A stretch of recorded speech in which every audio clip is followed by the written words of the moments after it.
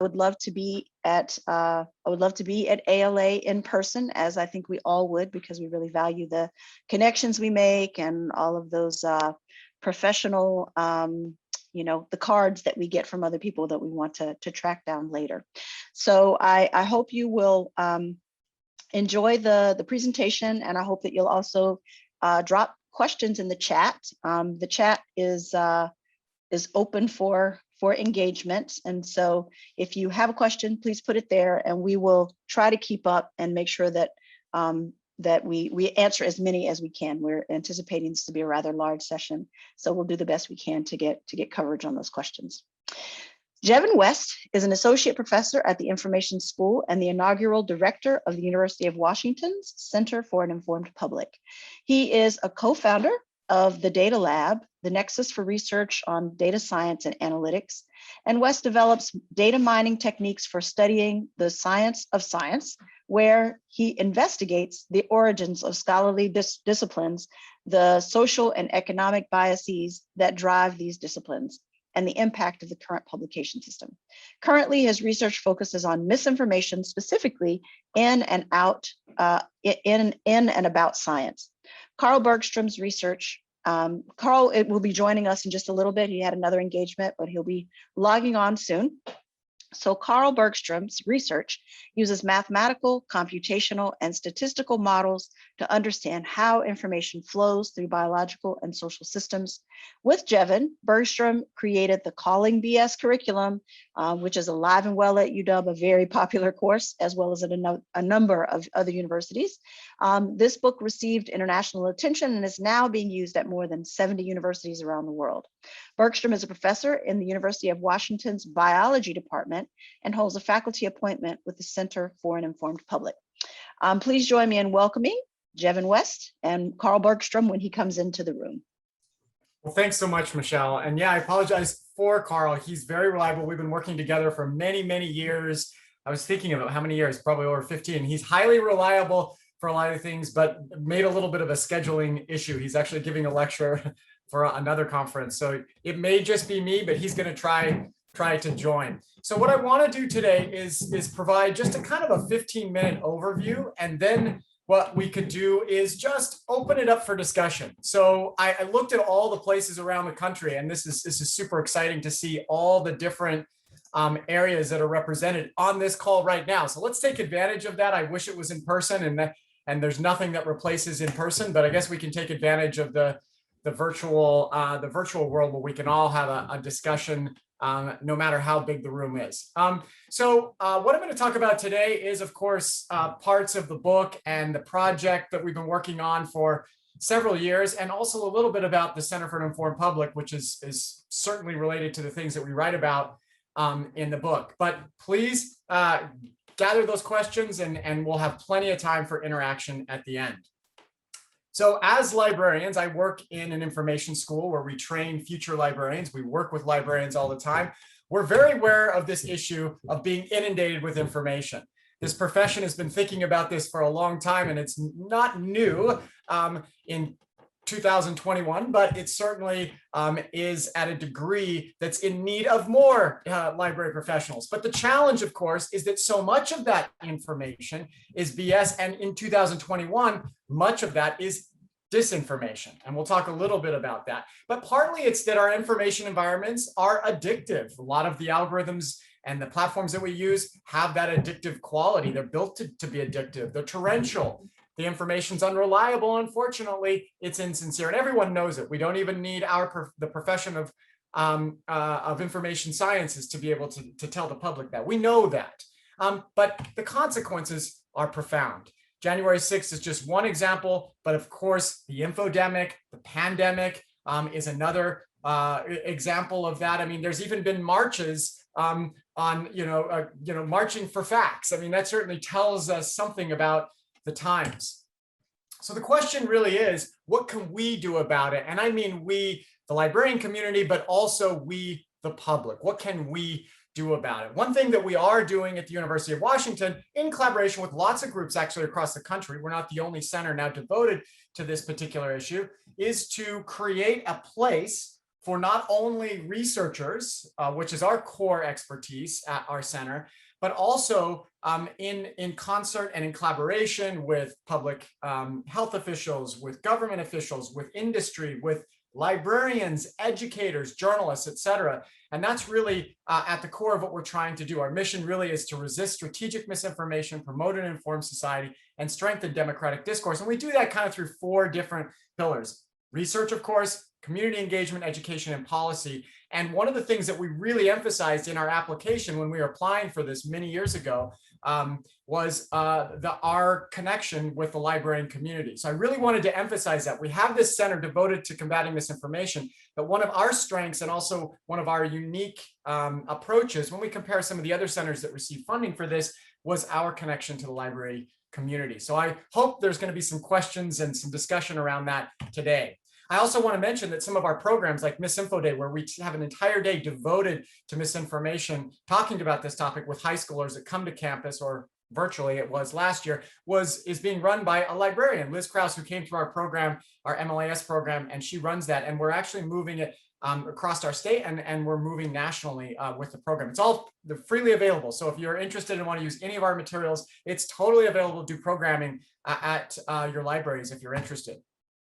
And here's more details about this program, but I'll leave that for others. But we're doing other things in the center too. We're doing real-time monitoring of misinformation, like the Election Integrity Partnership. I won't go into detail because I want to talk more about some of the issues of misinformation that comes wrapped in data. But just wanted to know there's these projects where we're doing real-time monitoring. We've had some reports like the long fuse that we reported, or that we put out a couple months ago. And now we have a new project called the Virality Project, which focuses on misinformation around vaccines. And we're building upon that and trying to create a template for real-time monitoring on campuses that have research expertise in this area to monitor misinformation in real time around big events like elections or other crisis events. But the focus of what I want to talk about in this 15 minutes or so is another medium of misinformation. And it's been the world that I've lived in professionally my whole career. And that's misinformation that can come traveling through these kinds of mediums, through data, graphics, infographics, statistics, technology, fancy random forest algorithms, or whatever the newest term is, neural networks. It's a kind of information that has this veneer of authority. So let me give you an example here. So this is an example of a heat map that was put out by the Georgia State Department of Health. And this was July 2nd of 2020. So this was last year. I should have put the year, but it was sort of in the midst of sort of the rise of this pandemic. Of course, it really hit the United States earlier. It hit the United States early in that, but was really starting to hit the United States. And there were lots of discussions going on in the policy realm about what to do about it. Should we open up? Should we close? Should we wear masks? Should we not wear masks, et cetera? And it was during this time where there were already issues of politics infiltrating itself into these discussions. And that's, of course, for another discussion. But let's just talk about this data graphic that we're looking at. So here on the left, on July 2nd, the Georgia State Department of Health put out a heat map showing the cases per 100K. These are COVID cases in these various different counties. And this graphic was there as a way of speaking to the public, but also being used in policy discussions. Then on July 17th, so this was approximately 2 weeks later, what looks like the same heat map was provided. And there were arguments being made with this snapshot comparison on both sides, those that wanted to close, those who didn't, et cetera, et cetera. And there was a major problem, though, with this particular data graphic. And if we were in person, I could have someone raise their hand and they could tell me what the problem is with this particular data graphic. But in this case, the problem is something that we try to teach our students to immediately see. And this takes practice, these kinds of things. And there's tons and tons. We have over 60 hours of lectures where we talk about these kinds of tips for spotting data, graphic misinformation and data more generally. But here, what you're seeing on the left are bins that don't correspond to the bins on the right. So it's an unfair comparison. It may look like there's hardly any differences between the image on the left and the image on the right, but when you change the bins, or let's say you change the bins of a histogram, or you change the axes in a data graphic, you can tell any story you want. I always tell the students, if you let me change the bins, I can tell any story I want. So here's an example of the kinds of things we're talking about. But to their defense, because people will accuse them of pushing a political agenda, and there may be some truth to that, maybe not. But to their defense, they said, well, we were just using software that automatically scaled these bins, and we put these up during this discussion, and it was the mistake of the software. And that may be true, but that's exactly why we need to be teaching the public and policymakers to be trained when to see these problems when it comes in this form of data. So it's one lesson we talk about when talking about digital civics, which is an important part of spotting and calling BS, that this was something called Hands-on's razor, which means never ascribe malice what can adequately be explained by incompetence. And even better, Carl and I have a better way of describing, never ascribe incompetence what could be an understandable mistake. So when we talk about spotting BS and calling BS, that can be difficult to do and difficult to take. So we really want to inject some more digital civics into these exercises, because we want people to call BS and spot it to make us all smarter, but we also don't want to do that in a way that just closes down conversation. So let me give you another example of what I mean by this misinformation. Here's an example that you probably want to subscribe to Hands-on's radar, because this was another kind of mistake, but this company that sells data created this data graphic and then talked about how over the past few years, carbon dioxide emissions worldwide had stabilized relative to previous decades. And if you see this in Twitter or in a Twitter post or a Facebook post, you might say, wow, things are leveling off. Carbon dioxide emissions are leveling off. But there's something really wrong with this particular data graphic as well. If you look at the bottom of the graphic, you'll see 30-year increments. And then all of a sudden, it switches to 20-year increments and then 1-year increments, 2010, 2011, 2012, 2013, 2014. And again, if you allow me to change the parameters of these data graphics, whether it's bins or the axis intervals, you can tell any story you want. So we teach students to quickly take the same data, and there are tools for doing this quickly, and replot. And if you replot this exact data, what looks like a leveling off actually is much different when you have even tick marks. So the point here is that data can be useful in making arguments, but it can also be misinforming. So it can inform as much, misinform as much as it can inform. And I've been teaching, with my colleagues, we co-founded many years ago what's called the Data Lab, where we teach graduate students and undergraduates. I've had many MLAS students work in the lab and take classes in our series. And I have found that the students are really great at replicating algorithms and running statistical analyses, but they aren't as good at questioning those numbers and questioning those data graphics in the same way that they would question language and rhetoric. And partly it's because words, those are subjective. We know that they're fuzzy, they're intuitive, they're idiosyncratic, but numbers, they appear objective and scientific and precise and replicable. They have the weight like they've almost come directly from nature. And they carry this authority. And because of that authority, misinformation can travel through data in many of the same ways. In fact, because of the rise of data and everything we've seen, certainly during the pandemic and throughout anything that we consume online, that authority can be misleading as much as it can be informing again. So it's almost as if numbers carry this divine authority. And Carl and I are here to kind of just say, we need to call BS on that a little bit, because 37% of virtual talks include made up statistics. And so watch out for those kinds of those virtual talks. So we created this class, and like Michelle said, it's offered at University of Washington, but it's also, we've been approached by more than 100 universities now using parts of it or wanting the full course. And of course, we give all this away. We want people to be teaching it. There's this calling BS movement in education a little bit, but our emphasis is specifically on data reasoning. And so the book that we wrote was to be written for the public, not necessarily graduate students. Graduate students, hopefully it'll become useful for them too, but it's written for the public to empower people to ask questions when they see data. This could be in the self-help section as much as anyone, because numbers are intimidating. I work, live, and breathe numbers all the time, and that's what I do professionally. And they can be hard. And so we want to remove that difficulty and empower people to ask questions and to call BS on data that, or the information that comes wrapped in data. So, and you can get lots of examples. We run a Twitter feed where we give things that we see pretty regularly. There are lots of topics we cover. I'm not going to go through all of them, but I'm going to just sample a couple of them, and then we'll close up, and then we'll have some discussions. So let me just first, if you're going to have a book about BS, people always say, well, give me an example of BS. First, I got to give you a definition real quick. The definition changes, and you can help me with that definition as we sort of debate over each word in that definition. But we think it involves language, of course, but it also involves data graphics, statistics, and other forms of presentation, importantly, that seem to impress, overwhelm, and persuade without any real regard for truth. So let me give you an example of that. Here's some writings from Sigmund Freud. So I gave my lecture yesterday, despite a lack of preparation. I spoke quite well and without hesitation. Many of us on campuses know that this can happen sometimes, which hopefully this part's not the right thing that we do, but which I subscribe to the cocaine I had taken beforehand. I told about my discoveries in brain anatomy, all very difficult things that the audience certainly didn't understand, but all that matters is that they get the impression that I understand it. So that to me is total BS. It's a perfect example of the kind of BS that we see.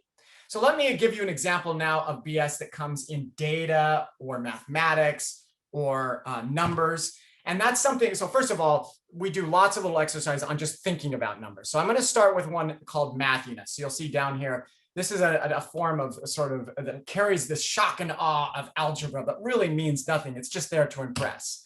So here's a very common equation that's used in the healthcare industry. In fact, I got a lot of the readings from a local well-known hospital here in Seattle, which is a great hospital in many ways. So I don't criticize them for other things, but they tend to use these kinds of equations a lot.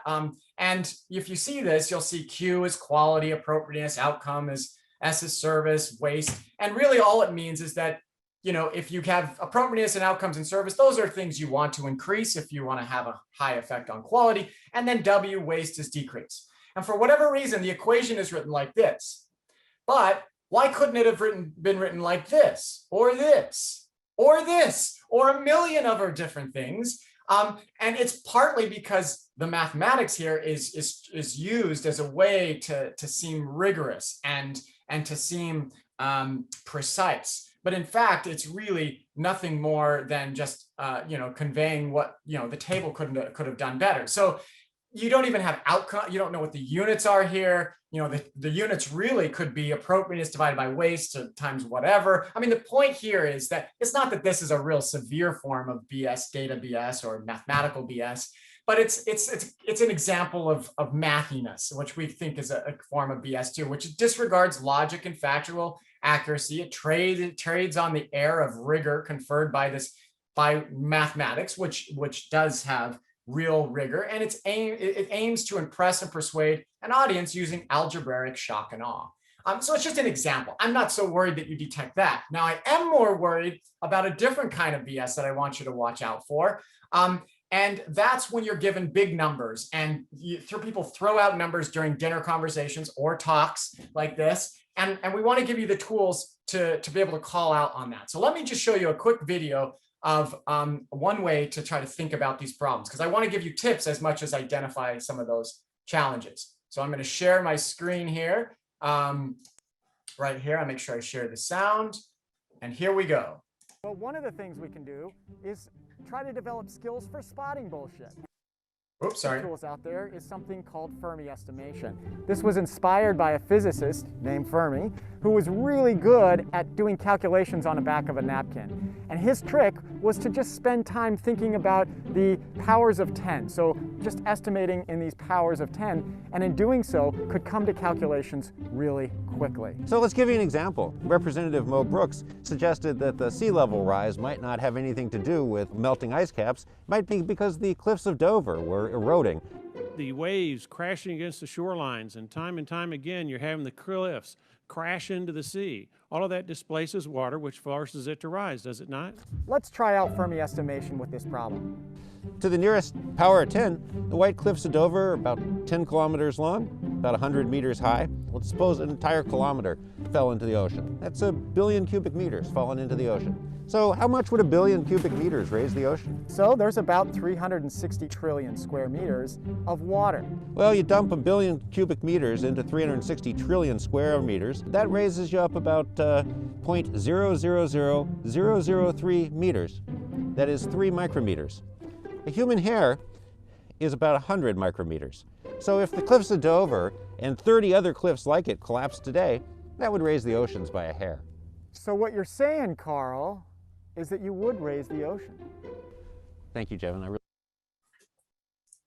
So that is one of the many different kinds of tips that you can use to try to spot it and also refute it. So we talk a lot more in detail, and I'm not going to go through all these, but just to give you a sense of the kinds of tips you can develop and the skills you can develop when you see big numbers or when you see numbers that can be intimidating. So Fermi estimation is one of those kinds of skills that you can pick up and you can practice. I practice it all the time and try to teach our students to practice it. Now, let me give you an example of one of the more common things you're going to see out there when you see numbers or any sort of data graphic that's making comparisons. And a lot of times those comparisons are unfair.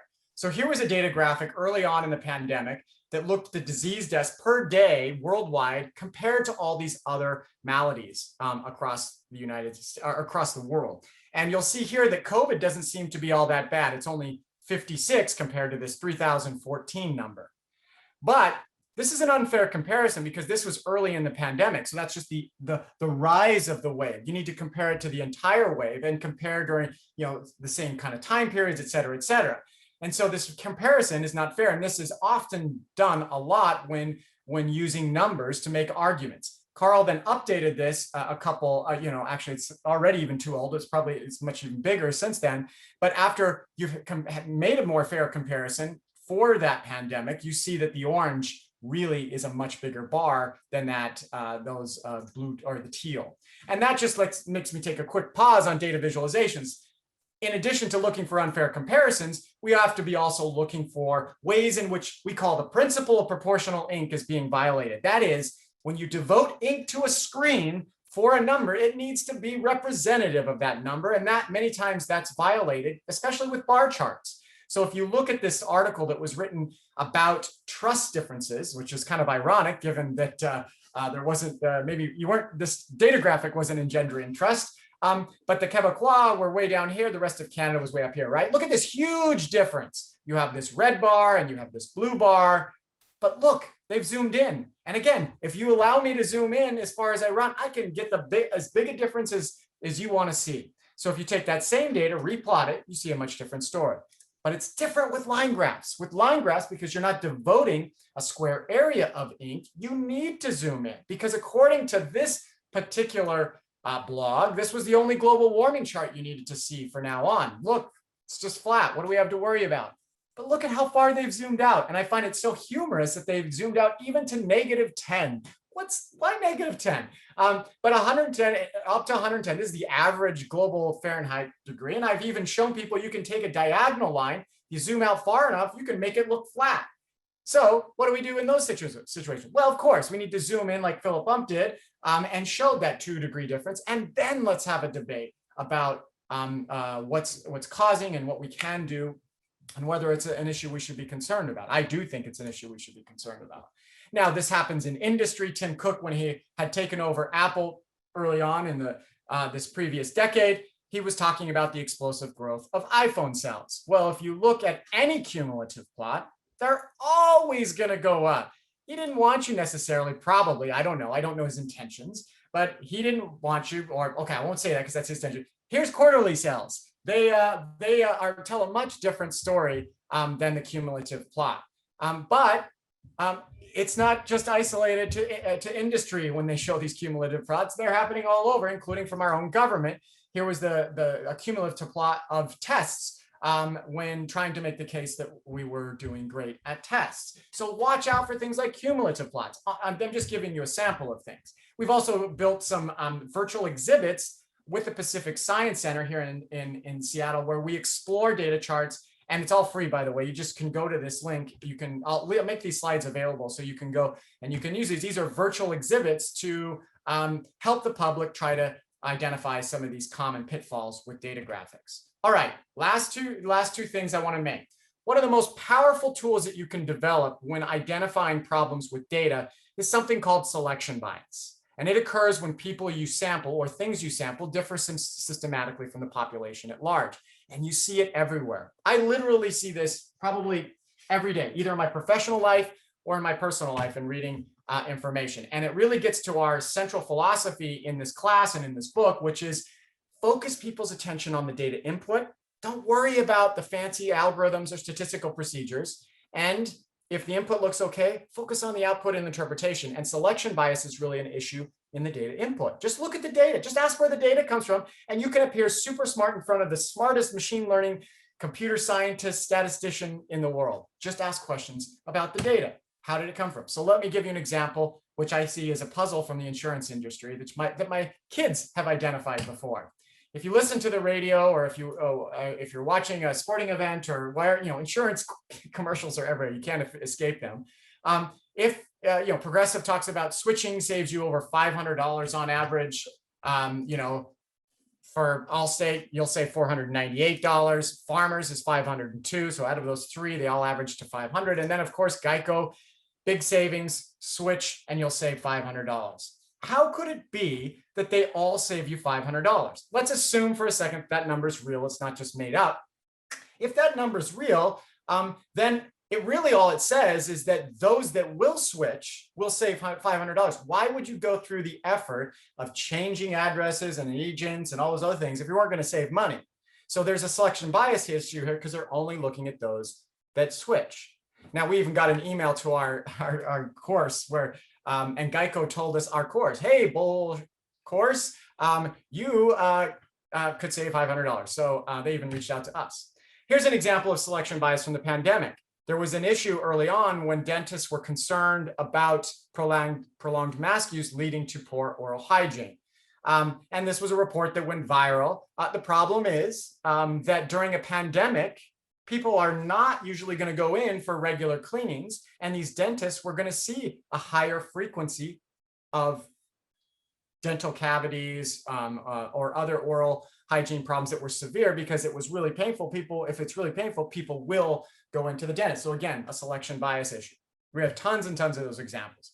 And here's my last thing I want to just mention, since I was going to just sample around the book, and that's correlation causation. When I talk to students, they nod their head and they said, yes, correlation doesn't imply causation. Then we do some tests and they find pretty quickly that it's not so easy. And there are lots of challenges when it comes to correlation and causation. And it's not just the public that struggles with this. Journalists struggle with it. Here, looking at the 50 most shared research studies about health outcomes, these researchers found that half of the news articles conflated causation.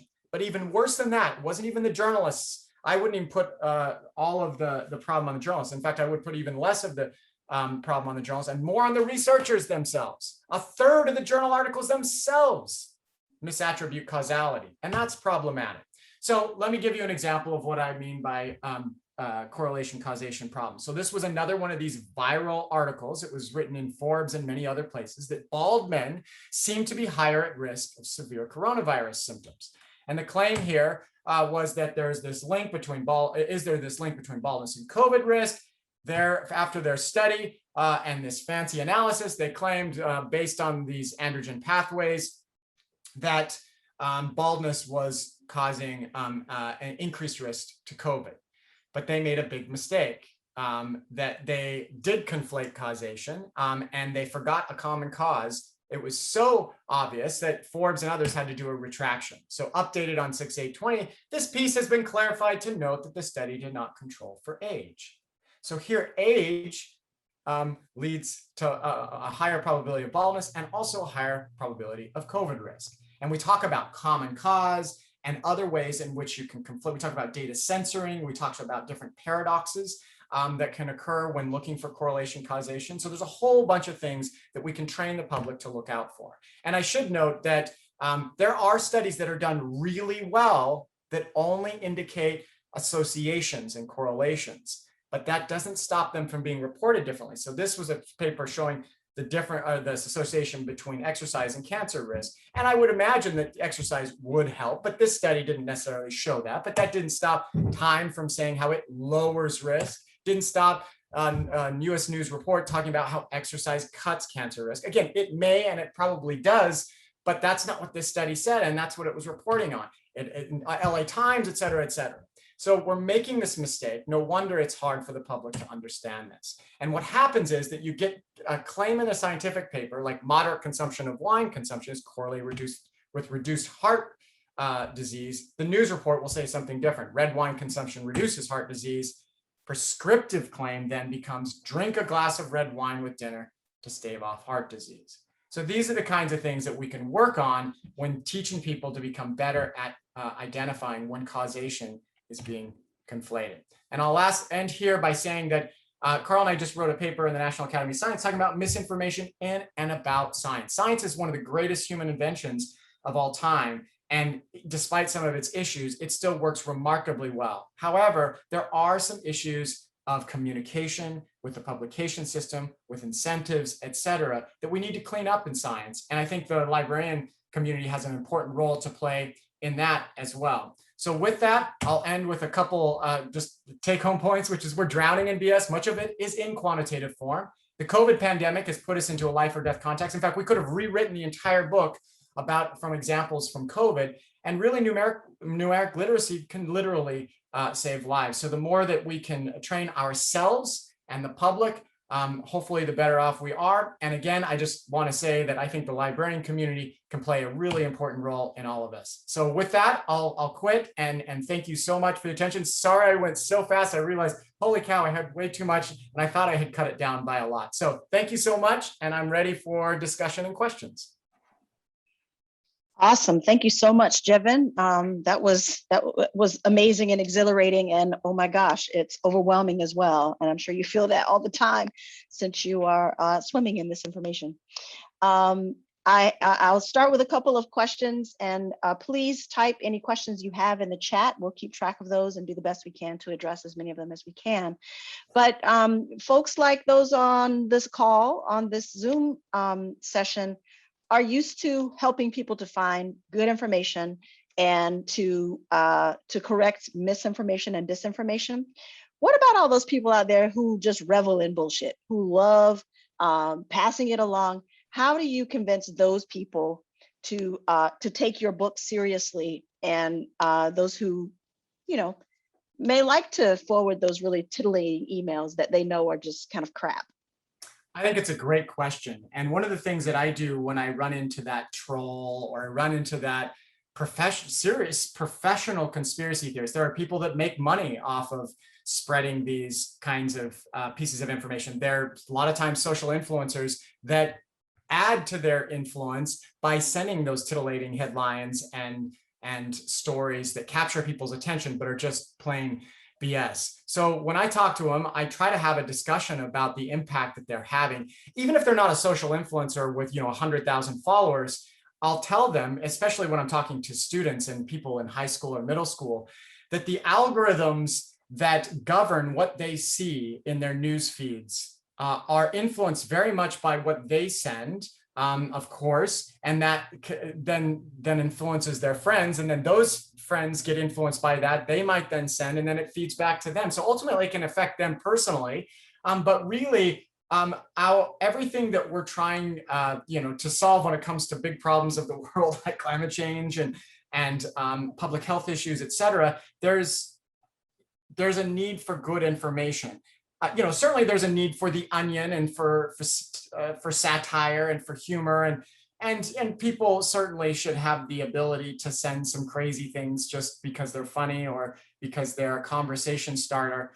But I think that we should have discussions about digital civics. If I had time, I was going to put a few slides about our approach. I don't think we fully solved it, but we make sure that before every single class that we teach, not every lecture, but every class that we talk about this content, we start with a conversation about civics online, a return to civics, really, to talk about the role that they have as communitarians, the role that they can play in either stopping the spread of misinformation, but also not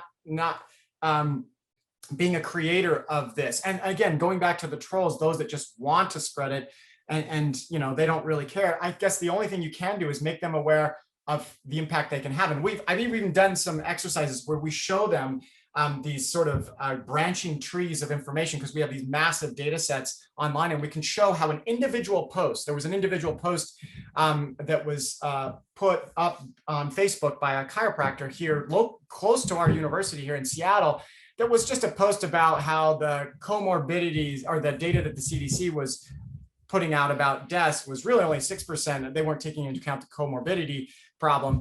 And that one post got shared within like an hour by a major QAnon influencer, that then spread across the country. It even got posted by the former president, and it really got amplified. And it was just plain misinformation. And that chiropractor, I wish I could interview. Actually, there was a person here working in Seattle that actually was a fact checker on that and called out that particular post. And I think, I've been meaning to get back to him, but I think he may have been able to talk to this person and wanted to see, what was their response to that? Were they proud that it went far? Some people are still proud of that, or did they have a little bit of, a little bit of guilt about that getting amplified, knowing that it was wrong, assuming that you can get to the point in an argument that it is wrong. So I guess here's the thing we're trying to do in the center. We're actually trying to study this issue with people. We're thinking about radicalization, de-radicalization, and issues like that, but also just trying to understand what makes people share misinformation even when they know it's true. And the last thing I'll say about it, I know because there's such a good question, and I want to get to the other questions, but there's this issue of tribal epistemology, that what we know, how we know what we know, isn't necessarily based on empirics anymore. It's just based on whether it subscribes to the tribe. And sometimes the more ridiculous I send something, that even signals stronger my commitment to the tribe. So I think that could be part of it as well. So anyway, lots to say about it. It's a great question. I could talk about that for the rest of the time. Jevin, in that last comment, if by tribe you mean those who believe the same kinds of things you believe? Yes, exactly. So it could be political tribes, it could be other kinds of tribes that exist, but it's a term that that we're talking about more in the field, this tribal epistemology, that how we know what we know is really just whether it is it's a commitment, it's a whether it subscribes to our tribe's narrative of the world. Okay, we're launching into some of the questions from the audience now. Andrew wants to know, he says, I see many examples of this on Facebook and Twitter. How do we respond to all of these?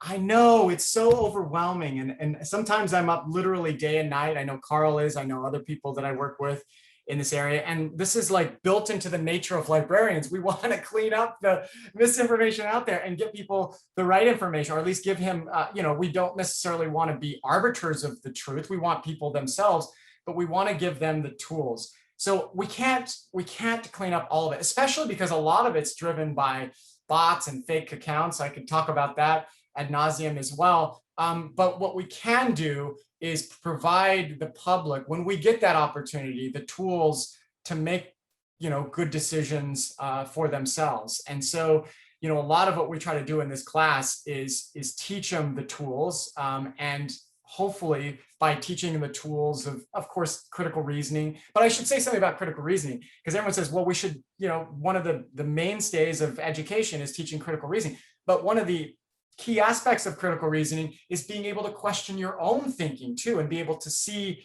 the many nuances of what might be true about an issue, or information you've got that has data wrapped around it. So I think that's a part of critical reasoning that we really want to teach as well. So I think, I think calling out a few here and there, I mean, it's just like, I use the metaphor of the highway cleanup programs in the 1970s, that, you can't clean the entire highway up, but if you just pick up a few things, and if you don't throw things out your car, I think that all that, as much as you can, or ever really, don't be throwing that garbage out. But the same kind of thing on our information highways. If we can just do a little bit, all of us, and then create that, create a culture of wanting, more cleaner information environments, hopefully that will help it. To be honest, I look to the librarian community on how to deal with that, because I truly get overwhelmed by it. And sometimes I really just have to step away, because I'm always wanting to clean up, things that I'm seeing. But sometimes we just have to let it go and wake up the next day and try some more. And Macy has a very related question. Macy says, how can we combat misinformation in public libraries? A lot of the books that come through Macy has a feeling is also full of Yes. misinformation and skewed information, and to fit a certain narrative, and there's a lot of political titles there. How do you feel about books that are published using false information? And do you think the publishing, to what extent does the publishing industry have a responsibility there? They do have a responsibility, darn it. And actually, one of our colleagues in the information school at UW, Tanu Mitra, published this really interesting study that looked at the ways in which Amazon, through their algorithms, were promoting books that were pushing a lot of misinformation and disinformation, purposeful misinformation. And so, we do have to be on the lookout for that. I would say that it's one of the struggles, at least when I've talked to a lot of librarians that I work with on projects at the CIP, the Center for Informed Public, that we want to we don't want to be the arbiters of truth, but what we want to do is teach people how to question the source, how to evaluate journalistic venues, how to compare, one book publisher and or an author and what they're pushing versus another. Just give them the questions and let them answer it themselves. Who's telling me this? If you're looking at a book and an author, how do they know it, and what do they have to gain from it? Those kind of questions. Or if it sounds too good to be true, then it is. Or here's some other books that sort of might balance it out. So as they come to get that book, there might be another book sitting there. Again, you want to let people be their own foragers of information.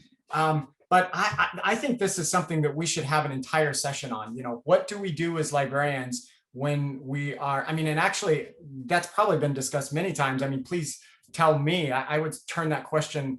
I think Mary was asking that question.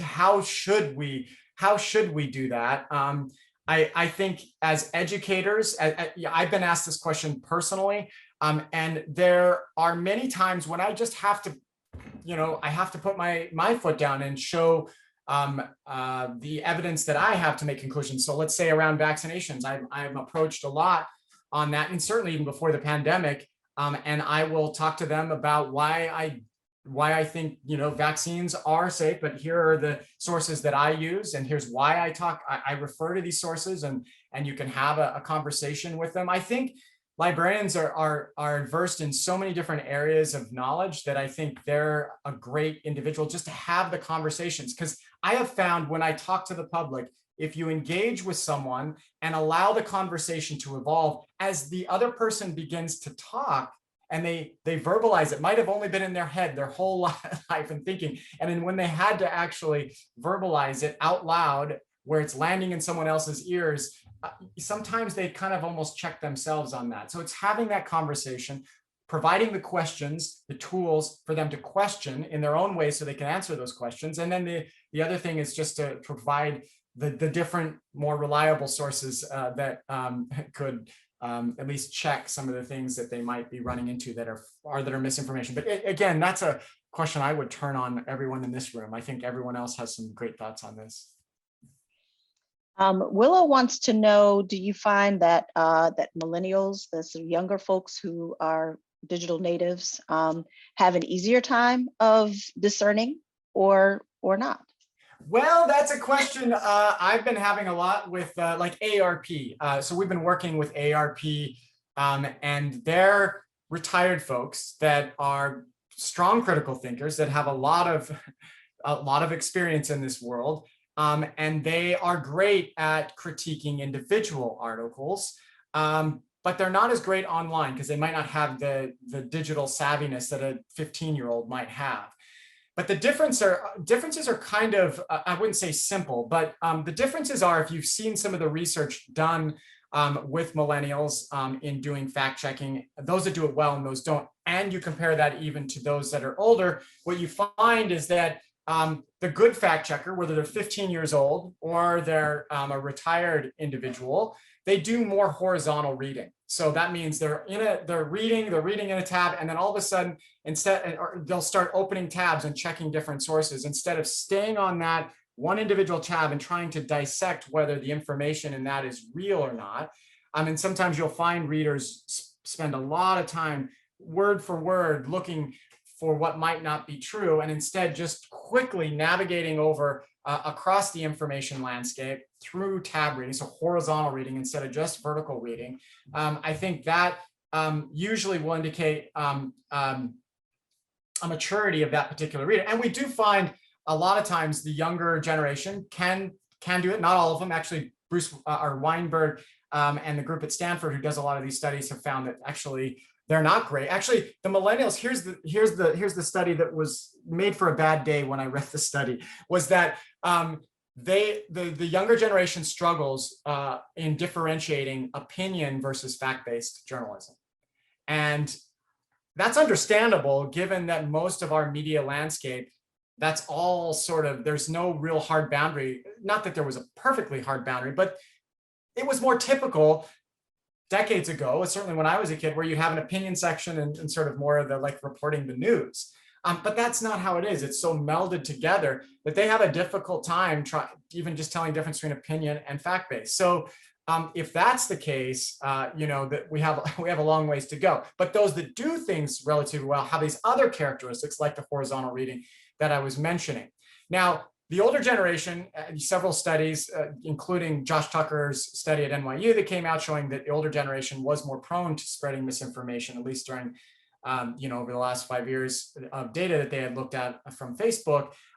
They're more likely to share these kinds of things, but they're also at the same time quite good at the critical reasoning skills that are tested. So it remains to be seen. There's not really a competition between generations, just that we need to focus in on some of these specific skills. So I do think that, let me just end with the thing that scares me the most about the younger generation when I've spoken to them, and I've spoken to many high schoolers and middle schoolers, is that they will have this attitude that everything is false. And that to me might be the worst thing.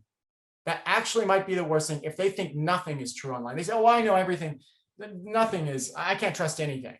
And we don't want to raise a generation of nihilists or pure skeptics that don't believe that any of our institutions have any value or that they're information gatekeepers or they're facts. So I would say that if we had to focus our attention for the younger generation, it would be to give them confidence that despite problems, things like science still work and journalism can work and democracy can work, et cetera. But given that, and given the amount of information we have and as fast as it moves, here are some skills and habits of mind that you can develop to make you smart. And sometimes they're so simple too. We just need to be reminded of them. All right, I'm going to pair two questions that came in. Trina says that how do you respond to people who question the integrity and authority of the educational elite, us, Jevin? And yes. Amy wants to know what specifically can she say to people who claim the election was stolen? So maybe a general specific question. It's being kind of labeled in social media where it's the big lie, whether it, that's coming more from the left or just the election. It's a hard one. I come from a small town in Idaho, and I have these discussions often, and I have to deal with that, or I have to address it as well. And it is a challenge. And the public should question what they see. I mean, that's what we teach at university. We teach people to be critical thinkers, to question. Sometimes it's used in ways to convert people to theories that aren't very well or are not supported at all. Conspiracy theories like QAnon, they sort of want you to think for yourself, sort of thing, but not really. So I would say that from my experience, I would say that it's okay to question, and we in academia need to keep building. We need to address this issue of trust, because if there's not trust, we need to address it. And actually, if you look at these trust indicators, we actually hired a postdoctoral scholar, Rachel Moran, who spent her entire dissertation thinking about trust, specifically in media, but trust more generally. And she's writing a book about it. And she's taught me a lot about trust. And one of my favorite principles that she talks about is the principle of the conservation of trust. It's like the conservation of energy, where you can't create or destroy, but it gets transferred. So if there's a decrease in trust in journalism, and we've seen that, of course, when you look at these trust indicators and these surveys, it's not that it goes away. It's not that trust then just disappears. It's just that trust then just gets diverted to other areas. And many times those other areas are darker, less vetted areas of the internet.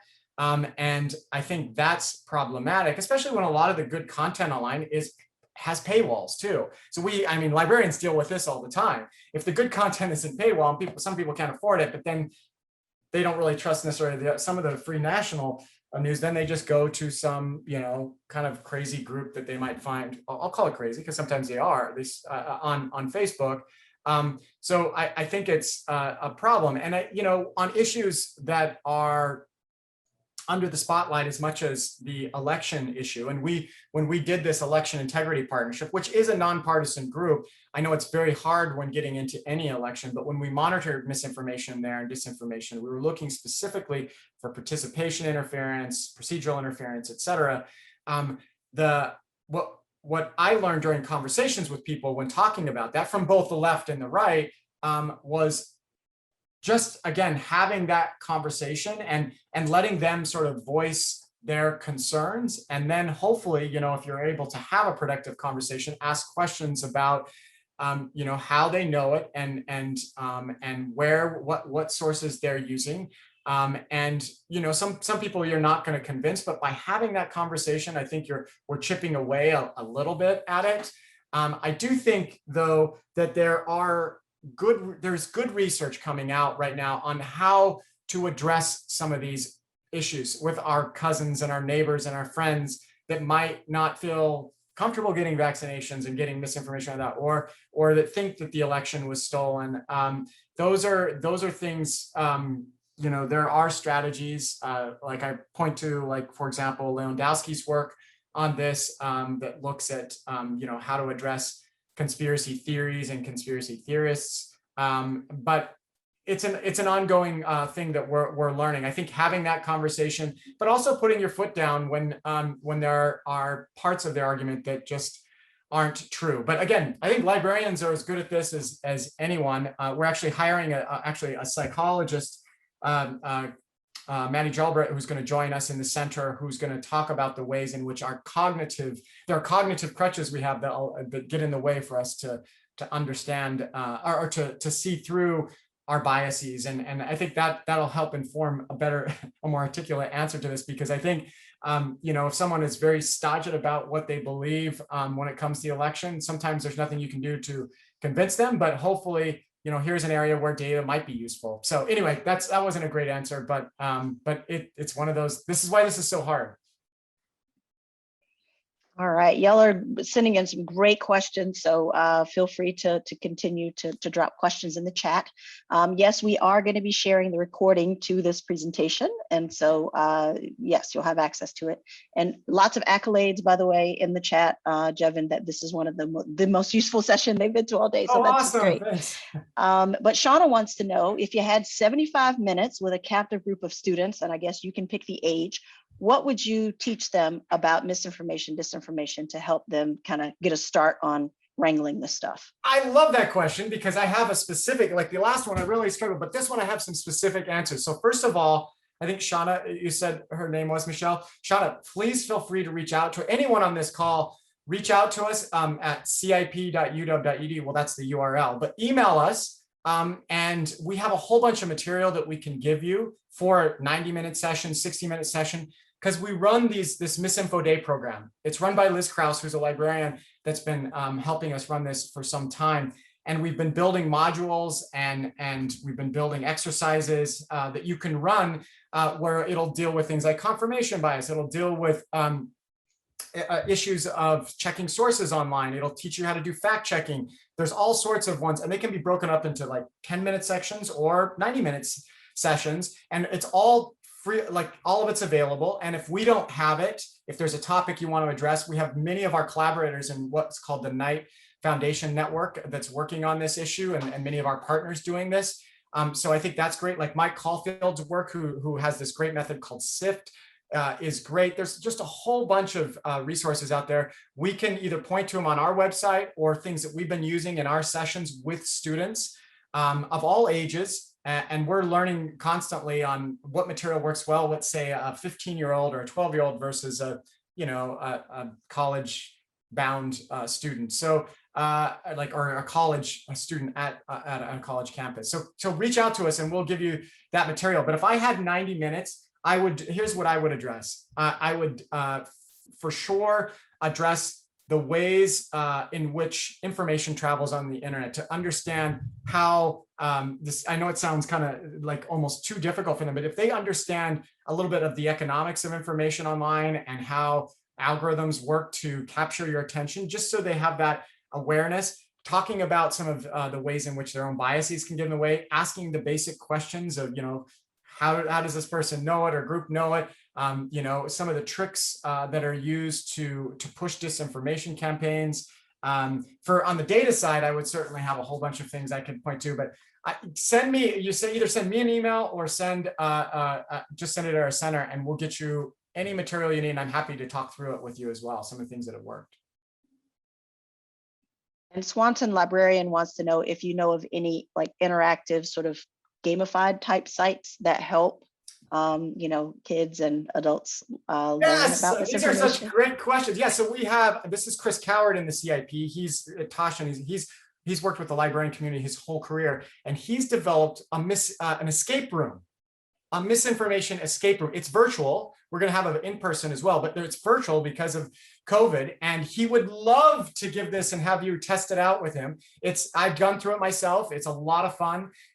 It's still working out some kinks, but it really hits some of these issues. Also, I've created a few games myself just to make students aware and the public aware of like deepfakes, for example, and synthetic media. We have a game called whichfaceisreal.com. And this is just a game about trying to choose a real face versus one of these photorealistic faces created from this GAN technology.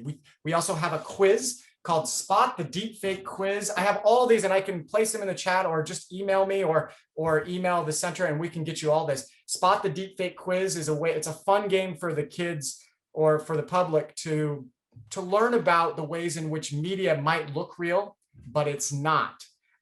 And so that's a game. Actually, Jin Ha, who's a faculty member in the information school, is doing a whole bunch of work in the fandom community, trying to understand how misinformation travels in those games too. So that's another way of thinking about the games. But games themselves, we have an escape room you can play around with. We have games to make people well aware of deepfakes, etc. So just send your contact and we'll get you those links. I can send them if I have a chance. I'll just post them in the chat as well.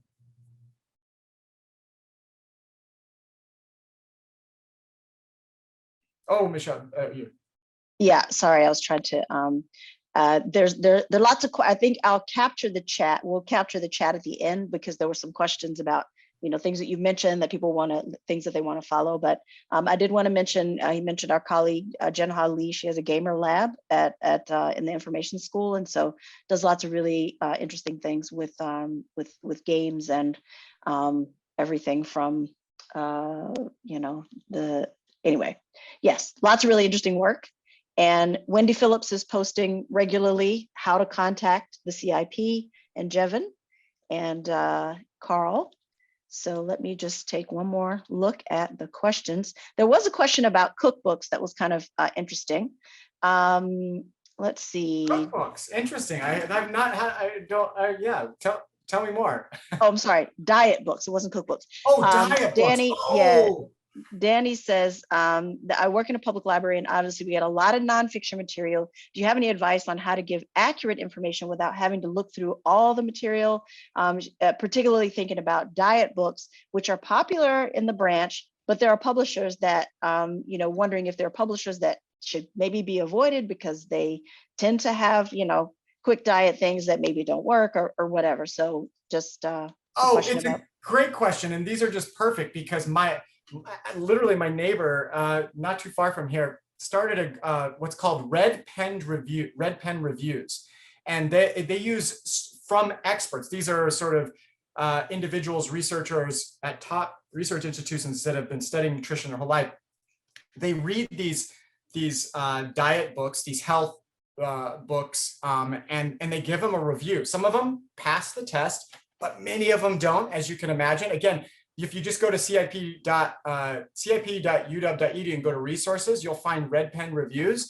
And there, there's about maybe 10 or 15 of these experts, nutrition experts, that read through and say, here's a book that's actually based on real research that's being done. This book isn't. So you can point a lot of your patrons that might be interested in this topic to at least look at those. It doesn't scale well because you need all these experts and you have to read all these books, but they're constantly adding new reviews all the time. So at least they could look whether that book they were reading, they could get a second opinion from these experts that have really dug into these books, and gives them, gives the reader a little different view of the book than just the book itself.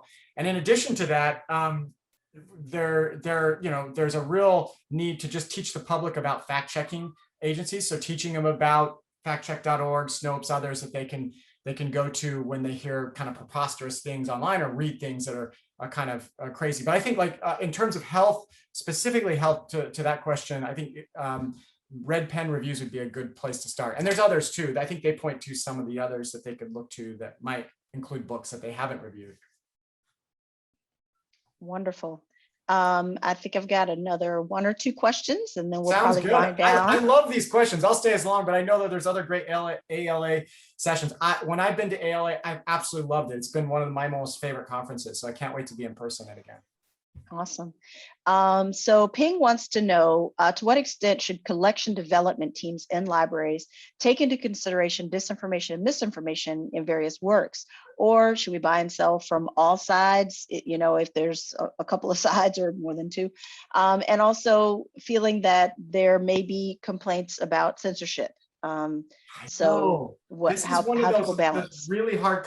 I think we should have a conference or maybe a special session just on this question about what we should include in our collections, how we should approach it. And again, I know that the librarian community has been thinking about this for many years, but maybe in this new context of 2021 where misinformation and disinformation is rampant, and that we really do have a misinformation crisis, partly driven by this increase in information, but also partly due to propagandists and opportunists, and also just the systems by which information travels.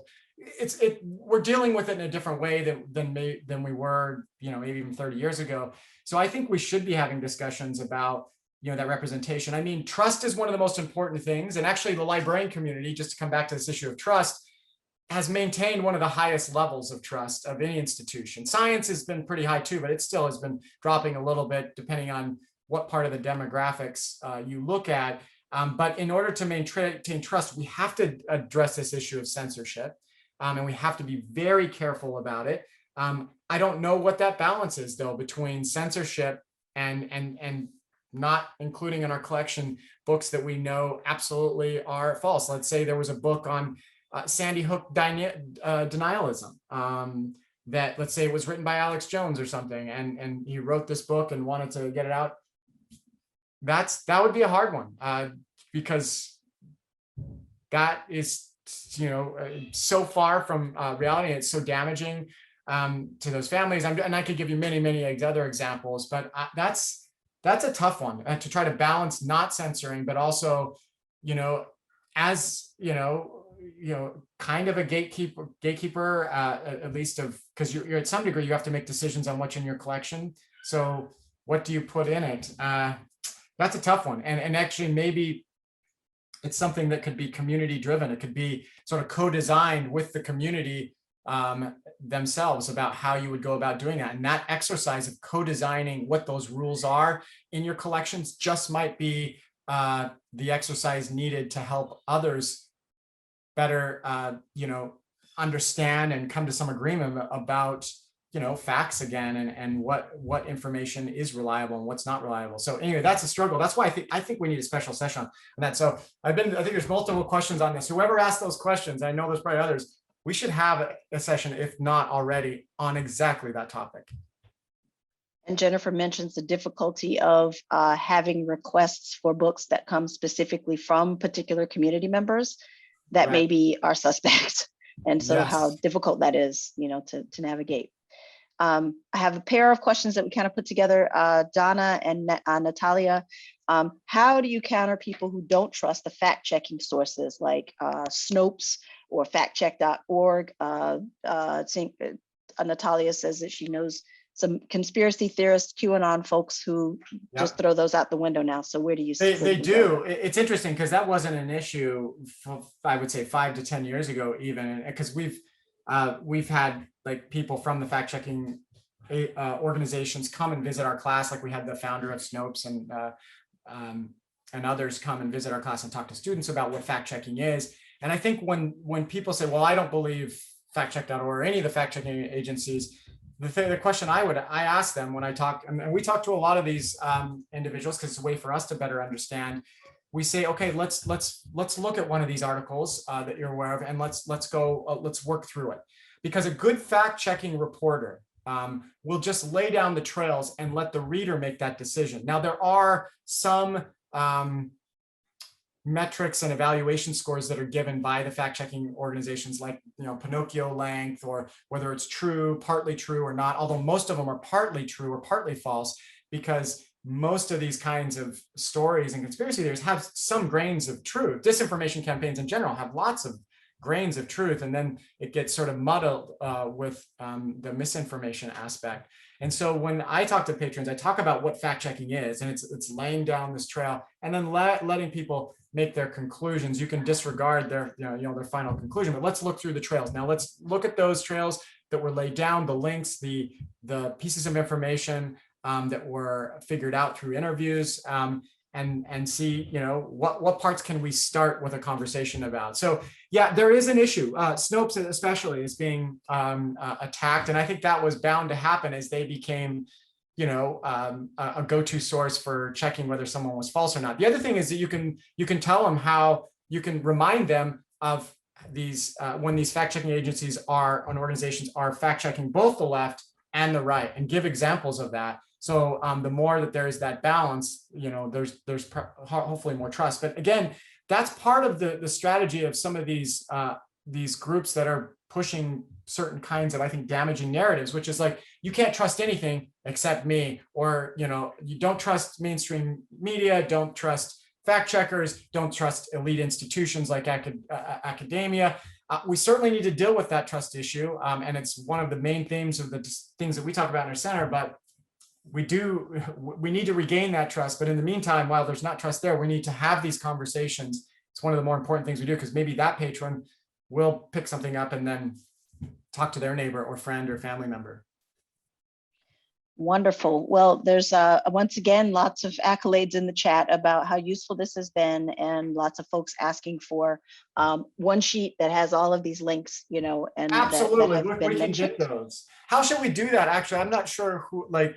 I think Wendy, since you were running it, what do you think, Michelle? Should we? Yeah, I'll capture the chat so that we have all of the questions and all of the things that came up, and then probably reviewing this presentation before we make them available, so that you can sort of load those into this one sheet. So we will make the recording available, and we can attach it to a sheet that will have all of these resources that you can that would be use. perfect. I can give all those links, whether it was Red Pen Reviews, whether it was the games, Which Face is Real, whether it was the virtual exhibits on infographics with the Pacific Science Center, or any of the resources. Yeah, mainly if you have any questions, just come to the center. We're very responsive. We're trying to be as much as we can to any questions, especially for librarians, since that was part of our big mission, was to help librarians and educators and journalists with this issue. So thank you for allowing us to help you. All right, so I think we've had well over 300 in the session, because it's been topping at 300, and people go out and people come in. So we have all of those emails of folks who registered for the session, and we'll make the recording. We'll send the link to the recording and a link to the resources list. So Jevin, if you want to take a few minutes to close down. Somebody asked, did anyone fact check that Carl was coming? So no. Yeah, no kidding. He must have been tied up. I know. He's so, it must have seriously been another session he was in. Carl is a fantastic thinker and a close friend and colleague. And I know that he genuinely really wanted to be here. So we'll just have to do this session again. So, but thank you all for coming so much. Feel free to reach out anytime to me or the center or Carl or anyone. Thank you for all the work that you do in the library. And it's one of the most important professions out there. And I mean that genuinely. And I have my own personal history, and that's partly why I work in an information school. So thanks so much. Wonderful. And thanks to everyone who logged on and came. And I think we can hang out for another 5 or so minutes. But thank you for coming. Thank you for engaging, for asking such wonderful questions for Jevin to answer. And we hope y'all have a great rest of your conference.